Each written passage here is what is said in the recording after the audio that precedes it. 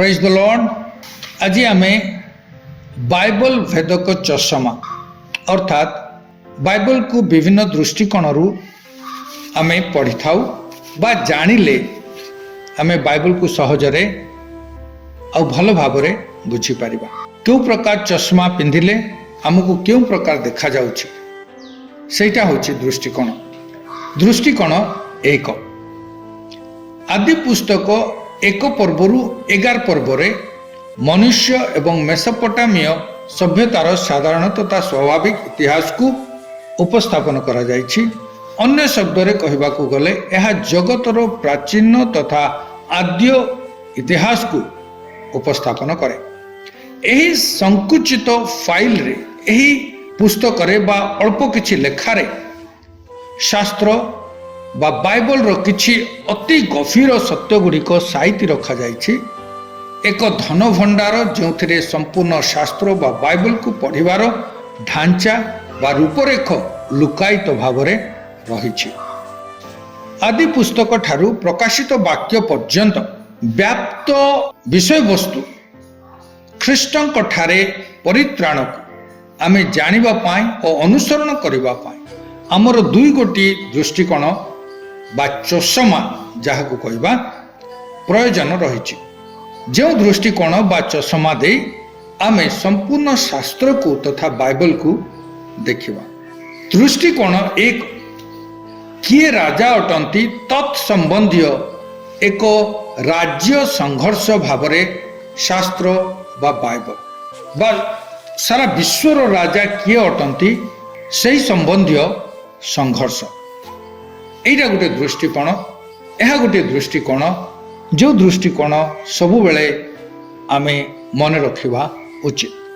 प्रति कहानी रे किए राजा भाव रे निजको घोषणा करछन्ति। असली राजा किए तथा विधिबद्ध बा न्याय संगत राजा किए अटन्ति एही एक प्रश्न उपरे समग्र मानव इतिहास विषय वस्तु रेखांकित।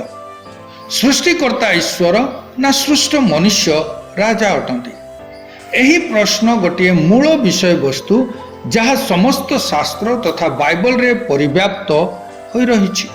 राजा शब्द रे निहित रहिछि राजत्व करिबा धारणा आ एहार प्रति उत्तर रे यह स्वाभाविक भाव रे मध्य दर्शा जाए जे शासित हेबा। जो लोक मानक उपरे राजा राजत्व करते लोक माने मध्य अछंती एणु राजा शब्दटी देश बा राज्य अछि बा थिबार धारणा को मध्य सूचित करे। अतएव जगत इतिहास को राजा मानकर इतिहास भाव रे विचार करा जाई पारे। ईश्वर कहिले आदम समग्र सृष्टि उपरे मु तुमको राजत्व करिबा पाए तथा ताहाकु वशीभूत करिबा पाए अधिकार देउछि, किंतु मने रख मु हेउछि प्रकृत तथा असली राजा। यह हेउछि बाइबल रो प्रथम पुस्तकर प्रारंभिक अध्याय गुड़िकर संवाद। ईश्वर जेतेबेले आदम को सृष्टि कले स्वयं ईश्वर जे राजा अटंती और आदम हेउछि शासित तथा प्रजा उभयंक मध्य थिबा एही संपर्क को ईश्वर सृष्टि समय संपूर्ण स्पष्ट करने को इच्छा करुथिले। ईश्वर सहित आदमर एही संपर्क को दृढ़ रूपे स्थिर कला उतारे ही आदम मनुष्य भाव रे तार अस्तित्व को आरंभ करि पारिबो। ईश्वर एही संपर्क को विधिबद्ध भाव रे एक चुक्ति रूप रे स्थिर कले जहाँ को भल मंद ज्ञानदायक वृक्ष तथा सत् सत् ज्ञानदायक वृक्ष बोली कहा जाए। यह व्यतीत किए दृढ़ प्रमाण सहित कहि पारिबो कहा उपरे किए राजत्व करुअछि। वृक्ष थिला गोटिए दृश्य चिन्ह और व्यवहारिक माध्यम जो द्वारा ईश्वर ओ से राजत्व करुथुवा संप्रदाय बा लोक आदम और हवा उभय परस्पर सहित सेमानंको संपर्क को स्वीकार करती। किंतु आदम जने स्वतंत्र व्यक्ति भाव रे ता स्व इच्छा रे भल मंद ज्ञानदायक वृक्ष तथा सत् सत् ज्ञानदायक वृक्षर फल खाइबा द्वारा ईश्वर राजत्व को अस्वीकार कला। जेहेतु आदम सृष्टिकर्ता ईश्वर को राजा भाव अस्वीकार कला तेबे वर्तमान राजा किए मनुष्य को एबे गोटे नूतन राजा अन्वेषण करिवार थिला। एणु वर्तमान गोटे नूतन प्रश्न उठिला आम मध्य किए सर्वोत्तम अबा किए महान अटे किए कहार सेवा करिवो। शेष मनुष्य माने एपरी एक दुनिया निर्माण करिवे जोठारे बलवान राजत्व करिवो और से जहा चाहिबो ताहा करिवो एवं निजको गोटे राजा बोली घोषणा करिवो। परवर्ती समय रे एही राजा माने देश और राज्यर सेमानक द्वारा शासित संप्रदाय केंद्र रे बसिबे। कोइन को मानव इतिहास प्रथम राजा बोली बाइबल प्रकाश करे। एथि उतारे कोइन सदाप्रभु को सम्मुखरु प्रस्थान करी एदनर पूर्व दिगस्थ नद नामक स्थान रे बास कले। पुणी से स्थान रे एक नगर निर्माण कले। आदि पुस्तक 4 पर्व तार 16 और 17 पद। आदि पुस्तक कोइन और लामेक भले जागतिक राजा मानक विषय रे कहे एवं समाज बा संप्रदाय गुड़िकर विकास पाई अवकाश प्रस्तुत करे। आदि पुस्तक मानव जातिर साधारण इतिहास उल्लेख करे जो इतिहास बलवान व्यक्ति जीए ताहाकु केंद्र करी लिखित हेबा आरंभ होइतिला। इतिहास प्रगति और नगर मानर निर्माण देश राज्यर स्थापना एवं कल कारखानार विकास बलरे राजत्व साम्राज्यवाद को जन्म देला।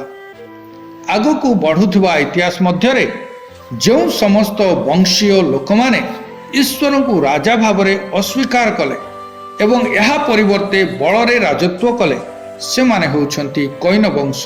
पृथ्वी इतिहास रे प्रारंभिक समय मध्य ईश्वर को उपासना करुथुवा लोक माने थिले। बाइबल कहे ईश्वर आदम हवांकु कोइन बध करिथुवा हेबलंक परिवर्ते आउ गुटे पुत्र शेथ को देले। बलवान मानकर इतिहास लगातार बढ़ी चलुवा सत्वे हेबलंक मृत्यु तारे शेथ और इनोसों को दे ईश्वर को उपासक मानकु प्रतिनिधित्व करुथुवा संप्रदाय मध्य आगकू बढ़िवा को लागिला। एही समय मनुष्य माने सदा प्रभु नाम रे प्रार्थना करने को लगिले। आदि पुस्तक 4 पर्व 26 पद। एही जो वंशीय लोक इतिहास समस्त समय ईश्वर को उपासना करती और ईश्वर को राजा भाव स्वीकार करती से माने होउछंती शेथ वंश बा शेथ वंशीय। प्रकृत बा असली राजा और सृष्टिकर्ता परमेश्वर आमे पश्चातपद होई भग्न अवस्था जोगु विनाश आड़कू अग्रसर होतुवा अवस्था प्रति नीरव द्रष्टा होई रहिले नाही बरं यह परिवर्ते मानव इतिहास मध्यरे से तांको निज राज्य स्थापन कले एवं ईश्वर को राज्य और मनुष्यर जागतिक राज्य संपूर्ण शास्त्र बा बाइबल रे व्यापक तनन और संघर्ष मध्यरे आगकू बढ़िबा को लागिला। ईश्वर इस्राएल एक जाजकीय देश को निर्माण कले जहा ईश्वर को राज्य बा देशर नमूना बा आदर्श गोटे देश कि प्रकार हेबा आवश्यक तार एक आदर्श बा उदाहरण। जेपरी जागतिक राज्यर लोक समस्ते ईश्वर सेमानक राजा हेबार अर्थ कौन ताहा बुझिबे एवं इस्राएल सदृश सृष्टिकर्ता ईश्वर को सेमानक राजा भाव ग्रहण करी ईश्वर राज्य को फेरी आसबे वो ताहांकर उपासना करिवे। जगतर समस्त राज्य इस्राएल दे आशीर्वाद प्राप्त हेउंतु और अनंत जीवन पाउंतु बोली ईश्वर इच्छा करते। एणु आमे शास्त्र बा बाइबल को ईश्वर राज्यर इतिहास भाव देखिबा आवश्यक। आउ एही ईश्वर राज्य सबु बेले जागतिक राज्य बा कोइन वंश सहित अन्य पक्षरे कहवाकू गले एही दृष्टिकोण अनुसार कोइन वंशीय आउ शेथ वंशीय मध्यरे सबु बेले संघर्ष रही। किंतु शेथ वंशीय लोक मानकर एकमात्र कार्य और मिशन होची कि कोइन वंशीय लोक मानक निकटरे ईश्वर राज्य विस्तार करिबा। सेमानक निकटरे असली राजा सृष्टिकर्ता परमेश्वर को प्रकृत राजा भाव स्थापन करिबा और तांकरी राज्य विस्तार करिबा। ତେଣୁ ଆଜିର ଧ୍ୟାନରେ ପ୍ରଭୁ ଆଶୀର୍ବାଦ କରନ୍ତୁ।